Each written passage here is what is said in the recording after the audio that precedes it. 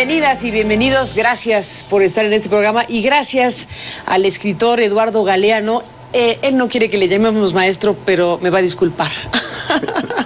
El maestro Eduardo Galeano, este queridísimo escritor que está de regreso a México. Bienvenido, Eduardo, ¿cómo estás? Gracias, Carmen. Gracias por estar aquí. Bueno, has estado en las últimas horas, bueno, pues muy reconocido, como siempre que vienes aquí, particularmente con este reconocimiento que te otorgaron en las últimas horas de la Fundación Amalia Solórzano y Lázaro Cárdenas, con Cuauhtémoc Cárdenas, pues como el encargado de llevar a cabo estas tareas junto con Marta Lamas.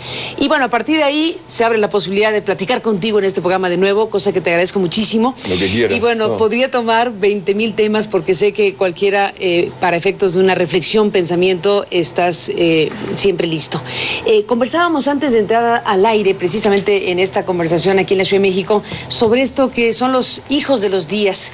Y bueno, es un conjunto de cosas. Solo con leer la contraportada uno podría imaginar una y mil cosas de lo que has investigado, de lo que has escrito, de las revelaciones. Es un calendario, ¿viste? Es un calendario. De cada día brota una historia. Oye, pero de cada día brota una historia. Me decías hace unos momentos, y déjame empezar por ahí. Sí. Mandela. Sí. Mandela y el terrorismo. Sí. Te puedo decir, porque lo que está en el libro es algo que un día yo descubrí y que me di cuenta de que nadie lo sabía o que muy pocos lo sabían. Yo digo, bueno, vale la pena escribir para difundir algunas cosas que la mayoría de la gente ignora o que yo mismo ignoraba. Nelson Mandela figuró en la lista de terroristas peligrosos para la seguridad nacional de los Estados Unidos durante 60 años. Nelson Mandela, terrorista, durante 60 años hasta el año 2008. Ya cargando el premio Nobel. Sí, ya tenía premio Nobel, era presidente de África del Sur. ¿Y cómo se mantuvo una lista de terroristas? No, ya estaba en la lista de terroristas, hacía 60 años que estaba en la lista de terroristas. Nunca lo quitaron hasta el año 2008, que ahí dejó de ser terrorista. Menos mal, terrorista. Dejó de estar en la lista. Un terrorista menos, todos suspiramos aliviados. Pero el terrorista era Nelson Mandela, el africano más prestigioso de todos. Entonces uno se pregunta, pero ¿qué tiene de serio este asunto? ¿O será un burdo pretexto, nada más que una coartada para justificar los crímenes que los amos del mundo cometen impunemente, siempre en nombre de la lucha contra el terrorismo? ¿Qué hay de serio en eso? Si el terrorista era Mandela, por favor, yo no me lo creo. Entonces acá en el libro lo que yo hice fue poner, si querés te lo leo porque es muy cortito, sí, lo que yo proponía, ya que dicen que la lucha contra el terrorismo es una lucha seria, bueno, yo proponía... ¿Propones cosas? ¿Galeano propone algo? A ver, venga. Sí, septiembre 11, porque es el día... el calendario, sí. El día universal contra el terrorismo. Entonces yo propuse, digo, bueno, vamos a ser serios, entonces, que el mundo entero se llene de carteles que digan, en el día de la lucha contra el terrorismo, se busca a los secuestradores de países, se busca a los estranguladores de salarios y a los exterminadores de empleos, se busca a los violadores de la tierra, a los envenenadores del agua y a los ladrones del aire, se busca a los traficantes del miedo. Yo sé que estas iniciativas mías no tienen menor posibilidad muchos de visos de prosperar, pero no es mala idea. Pero no está mal decirlas, por lo menos. Decir que lo del pretexto es las más de las veces. Alguna vez no, pero en general es nada más que una coartada. Ahora, en este libro del que nos estás hablando, Los hijos de los días del siglo XXI, oye, le quitas, bueno, no tú, pero nos revelas cosas donde se quita una parte muy importante de las historias archiconocidas. ¿Y dónde quedó la manzana de Adán y Eva? O sea, resulta que no. En la imaginación de los pintores. ¿No hubo tal? No, porque en el Génesis no figura. ¿Y entonces? Hablan del fruto prohibido, pero nadie dice que fue una manzana. ¿Y quién puso que fue la manzana? Yo creo que debe haber sido un mango, tan rico el mango.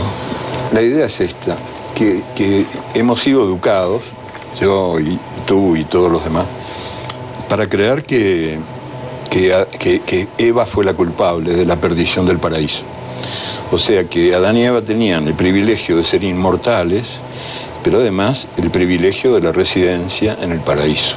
Y fueron expulsados por culpa de Eva, que fue la que mordió la manzana o la fruta que sea, que es el nombre metafórico del pecado carnal, y entonces indujo a la perdición al pobre Adán, que era un santito y que no tenía la menor intención de meterse en ese lío. Y entonces yo digo, bueno, también se puede contar la historia al revés. Quizás fue al revés, ocurrió al revés. Quizás Eva no pidió nada, ni exigió nada. Nada. Fue Adán el que eligió morder la fruta prohibida. Me gusta esa reescritura, fíjate. Sí. Que Adán decidió morder la fruta prohibida, que no sé cuál habrá sido, pero en todo caso la que fuera, cuando se enteró de que ya Eva la había mordido, de que ya Eva había sido condenada a la expulsión. Fueron los primeros exiliados en la historia de la humanidad, ¿no? Adán y Eva, condenados al exilio, expulsados del paraíso. Pero ya Eva había sido expulsada porque ya había mordido la fruta prohibida. Y entonces Adán elige libremente compartir su destino y pierde el privilegio de la inmortalidad. Como una elección. Y se hace mortal, pero mortal acompañado. Mortal por elección y acompañado. Ingleses ¿me darías un momento? Vamos a la pausa y me lo cuentas. Sí. Están empezando a legalizar por lo menos la marihuana. Eduardo, regresamos al aire en esta conversación y bueno, déjame retomo el hilo de este punto que nos abre también esta posibilidad de reflexión tuya sobre la guerra a favor de las drogas y la guerra contra las drogas. Sí. Y aludir a Nixon y todas las derivaciones históricas del prohibicionismo. Sí, y antes a la guerra a favor de las drogas, porque el opio fue impuesto en China por el Imperio Británico. Entonces, junto con el opio, sus derivados, la heroína sobre todo. En una guerra que duró más de 30 años, en realidad 2 guerras continuas, murieron miles y miles y miles de chinos, porque el gobierno chino se negaba a aceptar el ingreso de las drogas. Y las drogas eran una producción hindú de la India muy importante en manos del Imperio Británico y un gran negocio. Y entonces el Imperio Británico no podía permitir la insolencia de que los chinos se negaran a la libertad de comercio, que ya nació sucia. La palabra, la expresión libertad de comercio. Cuídate cuando te la diga, cuando alguien te hable de libertad de comercio. ¿Por qué? Libertad de comercio fue la expresión que se usó para introducir las drogas prohibidas que convirtieron a los chinos en una piltrafa humana. Los japoneses entraron ahí después como perico por su casa, y costó muchísimo que China pudiera restablecerse como país por el daño enorme que las drogas le hicieron, ¿no? Entonces, cuando te hablen de libertad de comercio, puede ser un tráfico de venenos también. Y cuando hablemos de cómo una determinación, una definición como la de Nixon, que ahora recuerdas, bueno, que pones aquí, que es el gran eje del prohibicionismo que ha establecido una serie de políticas, de decisiones, de planteamientos, que en el caso mexicano, bueno, han arrojado decenas de miles de muertos y una cosa que, bueno, estamos trayendo a cuestas muy fuerte. Cuanto más la prohíben, más se multiplica. Y esto no vale solo para las drogas, vale para todo. ¿Y qué hacemos? Bueno, si tú quieres que algo se difunda, prohíbelo. Es la mejor publicidad.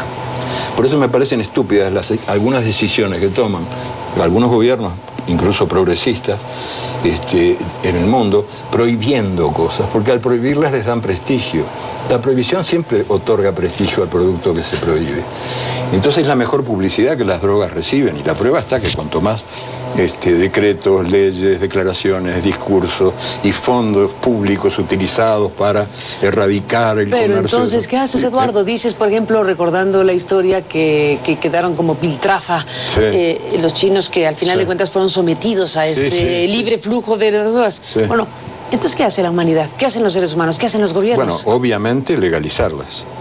¿Punto? Obviamente. Las drogas no se legalizan porque son el negocio más jugoso del mundo actual. Rinde más que ninguno otro, más que la venta de armas, la venta de drogas. El tráfico de drogas es una mina, otra que de oro, es una mina de drogas, o sea, vale más que el oro. Y por eso es que no se legaliza, porque es el gran negocio de los grandes bancos y de los grandes traficantes que desde los países dominantes celebran esto que dicen prohibir. Lo celebran porque les da ganancias. Es la única explicación racional.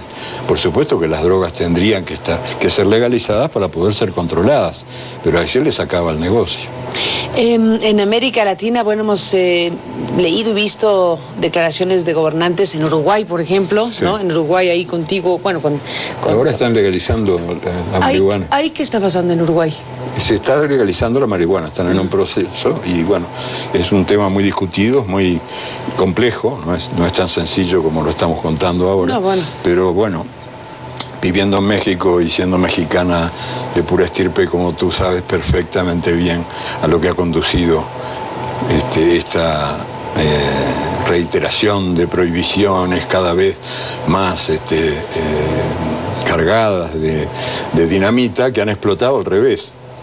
En lugar de castigar a los culpables, han castigado a los inocentes, esos miles y miles de muertos que está dejando la falsa guerra contra las drogas, que no es una guerra contra las drogas, es una guerra contra los drogadictos, que empieza por creer que el drogadicto es un delincuente y no un enfermo. El drogadicto es un enfermo. Pero mira tú que el tema de las drogas desde luego no es único y que ya hablar de crimen organizado involucra drogas, tráfico de personas, extorsiones, secuestros, un conjunto de cosas. En todo ese mapa de delitos cruzados, en donde el narcotráfico también están fenómenos, por ejemplo, como los que están asociados a la migración. Y lo digo por lo siguiente, porque estamos en estos días viendo pasar por territorio mexicano una caravana de madres centroamericanas que vuelven a venir a México en búsqueda de los desaparecidos. Y ahí es donde se cruzan cosas que tienen que ver con el crimen organizado, que no solo se dedica al narcotráfico, sino también a la extorsión de migrantes, sino también a los demás delitos, y que en el camino van generando fenómenos que en otros contextos sucedían, pero que ahora aparecen también aquí como los desaparecidos, como el fenómeno de los desaparecidos, o aquellas personas que vienen y se las traga la tierra. Esto también está aquí como un tema, ¿no? Sí, esto también aquí está como un asunto que de otras maneras, claro, de una y mil maneras, nos lleva a territorios de reflexión. Claro, a otras zonas también. A otras zonas. Pero claro que sí, que... Mira, el mundo de hoy es un mundo, yo lo digo avergonzado de pertenecer a ese mundo, pero es un mundo que desprecia la vida humana. El modelo de la perfección a la que aspiran muchos de los jóvenes latinoamericanos es el modelo de la violencia, porque la violencia es la lucrativa, no solo en el plano de las drogas. El país democrático, modelo, que es Estados Unidos, destina la mitad de su presupuesto a gastos militares, que es el nombre artístico de los gastos criminales.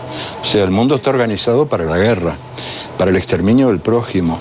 La condición humana es la única que se dedica a exterminar al prójimo con tanto fervor. Entonces se ofrece ese modelo a los jóvenes, sobre todo a los jóvenes pobres. Y bueno, a ver, siguiendo una vida honesta y trabajando o dejándose explotar 8, 10, 12 horas por día, ¿cuánto puede llegar a ganar un muchacho? Y bueno, en cambio, la droga o las mil y una formas del que ofrece ahora el AMPA moderna, le dan muchísimo más de ganar. Pero además, en el libro yo hablo de otros desaparecidos. A propósito de las desapariciones que decías, no solo de algo que está mucho en el libro, por razones obvias. Yo viví en la Argentina, que es el país donde hay una mayor cantidad de desaparecidos, incontables, porque muchísimos no figuran en las listas, ¿no? Y viví todo ese proceso muy de cerca, entonces en el libro recogí algunas historias de desaparecidos. Entre otras, las que me resultaban menos trilladas, digamos, las que ofrecían otros puntos de vista, ¿no? Por ejemplo, la historia de un chico que sobrevive, uno de los sobrevivientes en los cuarteles, y que se había hecho amigo de otro preso que fue, y este era el lenguaje militar, trasladado. Cuando venía la orden de trasladar a alguien, eso significaba que iba a desaparecer, que se iba a convertir en nada, que iba a desvanecerse en la neblina del olvido eterno. Y entonces se entera este chico que su mejor amigo va a ser trasladado. Y ese mejor amigo, los dos de 18 años, 17, 18 años, peligrosísimos terroristas que practicaban, imagínate, la agitación universitaria, estudiantil. A los 18. Sí, peligrosísimos terroristas muy temibles, casi como Mandela. Bueno, y él se entera de que su amigo va a ser trasladado, y su amigo lo busca y se van a despedir. Y su amigo le dice, tengo algo que decirte. Tengo algo que decirte. Yo nunca hice el amor. Y ahora me van a matar sin haberlo conocido. A mí me gusta siempre tratar de ver las cosas desde otros puntos de vista, ¿no? Puntos de vista no trillados, no habituales. En ese minúsculo diálogo hay una tragedia espantosa. Inmensa del chico que sabe que va a ser trasladado. Sí, yo nunca hice el amor. Sí. Bueno, hay un texto sobre desaparecidos que también intenta que ese tronco tenga otras ramas, ¿no? Que conduzca a otras cosas, porque estamos muy dominados por una cultura del desvínculo, que divorcia todo lo que toca. Entonces no estamos acostumbrados a relacionar una cosa con otra. Entonces yo digo... Déjame regresar después de esta pausa. Sí. Venga, Eduardo Galeano, regresemos ahí. Ibas a leer algo. Sí. A propósito, el 30 de agosto. Porque 30 de agosto de los hijos de los días. Hijos de los días porque fue una frase que yo escuché en una comunidad maya hace muchísimos años y me quedó grabada, que decía, nosotros somos hijos de los días. Los mayas creen como que el tiempo es el papá y la mamá del espacio, o sea que es el tiempo quien funda el espacio. Teoría que Einstein le otorgó categoría científica, pero Einstein era maya sin saberlo, ¿no? Porque es la única cultura que lo dice. Y entonces en esa comunidad donde yo estuve un tiempito, un día me dijeron, no, es que somos hijos de los días. Me gustó tanto la expresión que quedó guardada dentro de mí y después apareció como título del libro. ¿Título del libro? Qué claro, bien. Porque yo digo, si somos hijos de los días, bueno, pues cada día debe tener por lo menos una historia que contar. Porque si somos hijos de los días, no habrá día en el que no haya ocurrido algo. Exactamente. En la vida de cada persona. Entonces, bueno, agosto 30 es el día de los desaparecidos. Desaparecidos. Los muertos sin tumba, las tumbas sin nombre. Y también los bosques nativos, las estrellas en la noche de las ciudades, el aroma de las flores, el sabor de las frutas, las cartas escritas a mano, los viejos cafés donde había tiempo para perder el tiempo, el fútbol de la calle, el derecho a caminar, el derecho a respirar, los empleos seguros, las jubilaciones seguras, las casas sin rejas, las puertas sin cerraduras, el sentido comunitario y el sentido común. Y después, lo habíamos conversado off the record ahí entre los dos, pero yo te había... De un desaparecido de la historia que es Simón Rodríguez. Simón Rodríguez es uno de los muchos desaparecidos en la historia latinoamericana oficial. Virtualmente desaparecido, porque es conocido por muy poquitos. ¿Y quién era Simón Las Rodríguez? estatuas que faltan son casi tantas como las que sobran, lo que ya es decir, porque las que sobran son muchísimas. Y una de las estatuas, yo no creo en las estatuas tampoco, no creo en el mármol ni en el bronce, creo en la carne y en el hueso, pero Simón Rodríguez merece estar vivo en la memoria de todos los latinoamericanos, porque él fue un hombre con una visión de las cosas, por eso fue incómodo. Bolívar lo había designado para crear una revolución educativa desde Cochabamba, y lo hizo. Creó escuelas que mezclaban a los niños y a las niñas, a los pobres y a los ricos, a los indios y a los blancos, y que además mezclaban lo que era un pecado capital para nosotros que habíamos heredado la concepción ibérica del desprecio a la mano, ¿verdad?, a la mano humana. Fíjate que recién hacia 1880 y pico la corona ibérica resuelve que no pierde el título de hidalguía, el derecho a ser llamado don, el hombre que vive de sus manos. Y entonces, don Simón Rodríguez desafió eso. Habían pasado unos pocos años, al fin y al cabo, y al revés, él integró la enseñanza intelectual y la manual. Y dijo, no, una enseñanza integral no es no solo la que enseña a sumar y restar y a escribir, es también la que enseña oficios, albañilería, carpintería, todos los oficios que te puedas imaginar y que habían sido malditos en tiempos coloniales, porque los que no pagaban impuestos eran los parásitos, ¿no? O sea, sobre todo los parásitos militares. Y tú dices, hay que rescatar la memoria de ese desaparecido Simón Rodríguez. Simón Rodríguez como un símbolo de los héroes de verdad, que son los que nos falta conocer, ¿no? Porque fíjate tú, él no solo integra la enseñanza intelectual con la manual, y a los niños con las niñas, en una época en que todo eso era pecado, sino que además paga las consecuencias. O sea, lo echan de Cochabamba, lo echan Mariscal Sucre, todo hay que decirlo. Lo echa el Mariscal Sucre porque está corrompiendo las costumbres. Y entonces este corruptor de costumbres pasa todo el resto largo de su vida, bueno, ya viejo, como a los 80 años, a lomo de mula, recorriendo Hispanoamérica y predicando en vano. Y era alguien que hablaba directamente a las clases dominantes, a los que mandaban, a los nuevos amos, diciendo, no somos independientes. Es mentira, la independencia es mentira, decía don Simón Rodríguez. Independiente es quien piensa con su cabeza, quien siente con su corazón, quien camina con sus piernas. No somos independientes. ¿Hasta cuándo van a seguir copiando ustedes, los que mandan? ¿Hasta cuándo? Copiones. ¿Hasta cuándo? Copian todo lo que viene de Estados Unidos y de Europa, todo. ¿Por qué no les copian lo más importante, que es la originalidad?